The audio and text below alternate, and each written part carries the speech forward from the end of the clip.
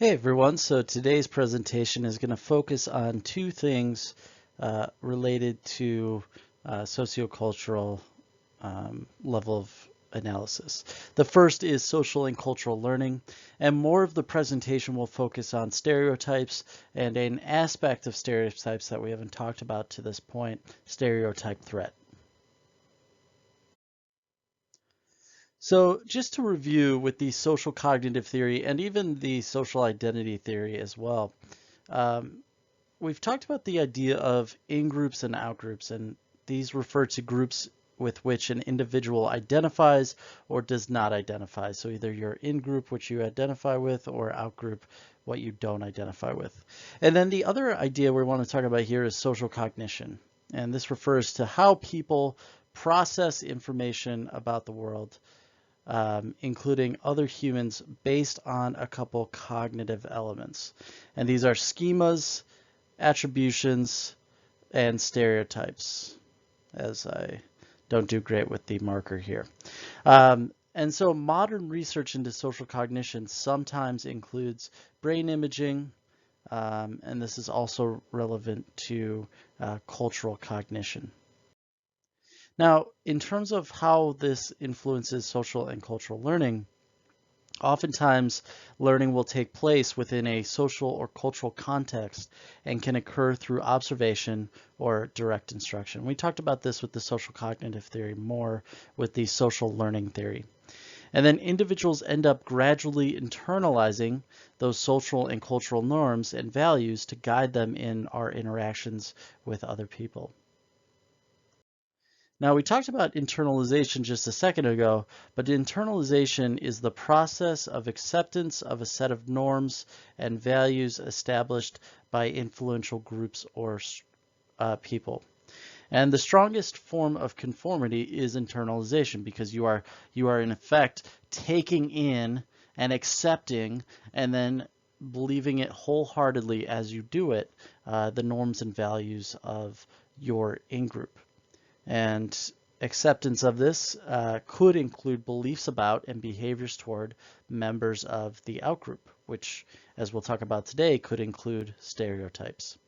And so when we think about internalization, oftentimes those with lower self-esteem or self-efficacy have a greater need for social acceptance into in-groups. And so oftentimes they will display more conformity to social norms of prejudice to outgroups. So for instance, this could include lower social classes, lower people with lower education levels, less confidence in your job, etc. And we've seen this bear out over time throughout our own society.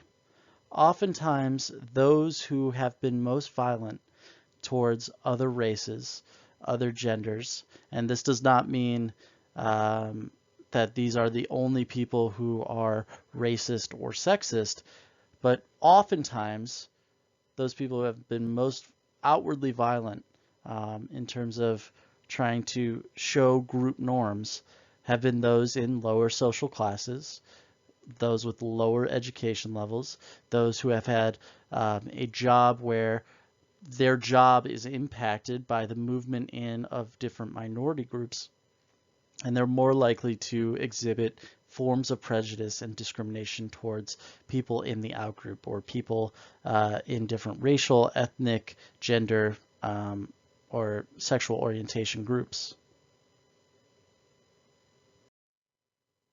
So when considering stereotypes, oftentimes these are internalized messages from society and culture about either ourselves or others. And they fit into the same mental processes as any other schema in these instances. It's not like there's a special category for these stereotypes. Oftentimes our mind cannot sort of divide out what is a stereotype, what is a generalized or incorrect or incomplete message, and what is truth. And so they become simplified ways for us to see the world, and they ignore certain details in order to generalize other groups of people. Some can be good, I guess. However, what we're finding is that even when they are positive messages, those can be bad as well. Um, and so most become harmful, and they become based on biased or distorted representations of reality. And so this has become a focus of psychological research.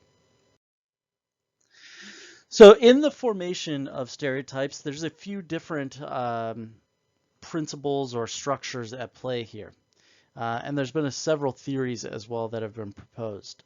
The first one is of illusory correlation. And this is a cognitive mechanism that leads a person to perceive a relationship between two events when they're not in fact related. And so this, when an event occurs which reinforces this particular negative stereotype, the connection made is often over-exaggerated and can lead to a spread of the stereotype itself. The next one is in the social identity theory, specifically with the first category, which is social categorization. And so this interacts with illusory correlation in the formation of stereotypes as well. So the first study we're going to look at today is one that we've seen a few times, and that's Slaby and Frey from 1975. So this was to investigate the role of gender constancy in the attention given to same-sex models. And so they took 55 children, ages 2 to 5, correlational study. They first interviewed the children on the basis of their gender constancy. And sometimes when we're thinking about stereotypes, this word constancy here can include stereotypes of what they think a male or a female might do, right? And these become generalized messages of what these two groups of people do. So following the interview, children were shown a film in which a man and woman engaged in different activities at the same time.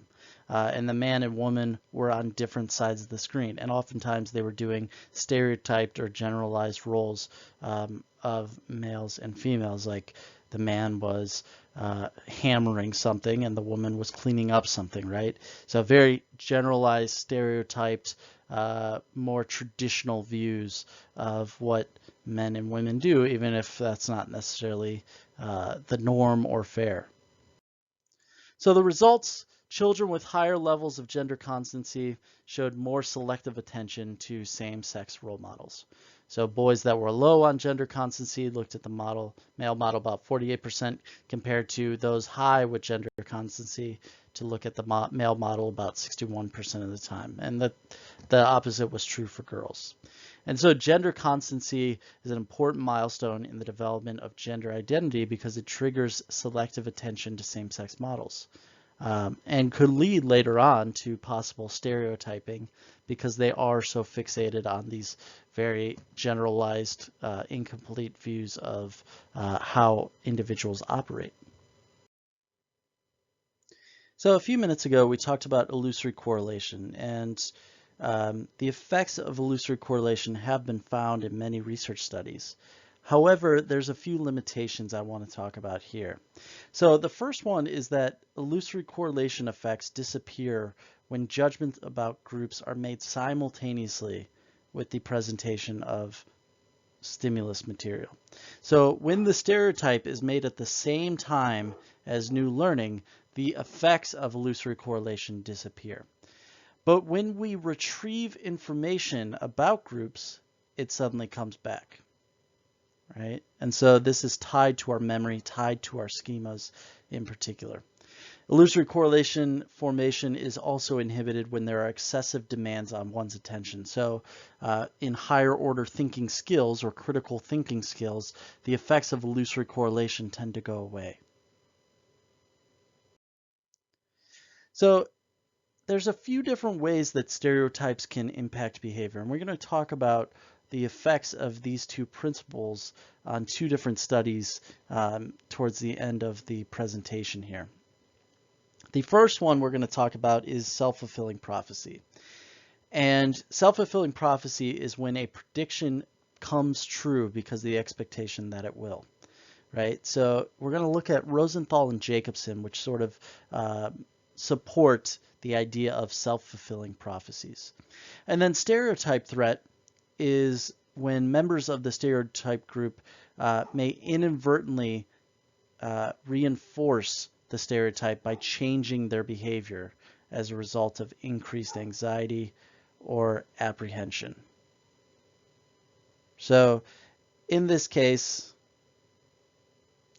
the individuals are feeling so much stress over themselves that they end up inadvertently supporting the stereotype in ways that they did not want to do.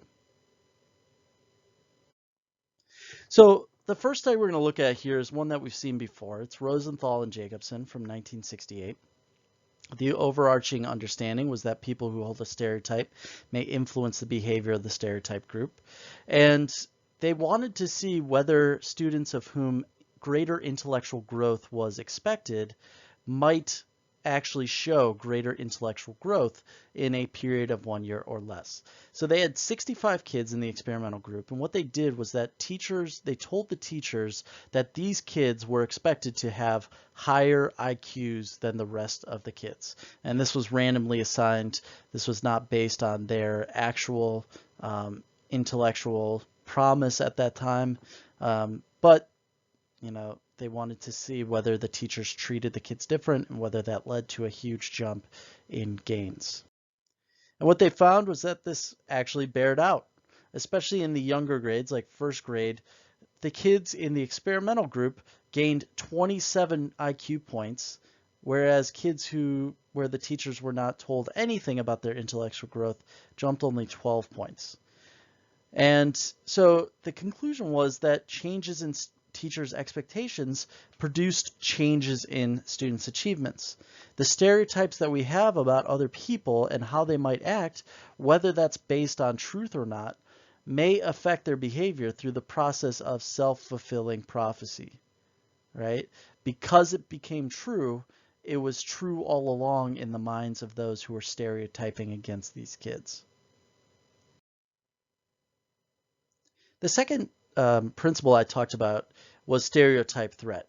And almost all stereotypes are not harmless. I want to back that up and say it again. Almost all stereotypes are not harmless. Oftentimes they impact the behavior and internalized feelings of those being stereotyped against. So even positive stereotypes like skinny people are beautiful for a skinny person, that can lead skinny people to fixating on their weight so that they feel that they continue to be beautiful, right? And this is to try to ensure that they are aligning with the cultural stereotypes. And so this may lead to stereotype threat, so that being at risk of confirming a negative stereotype about one's own particular group.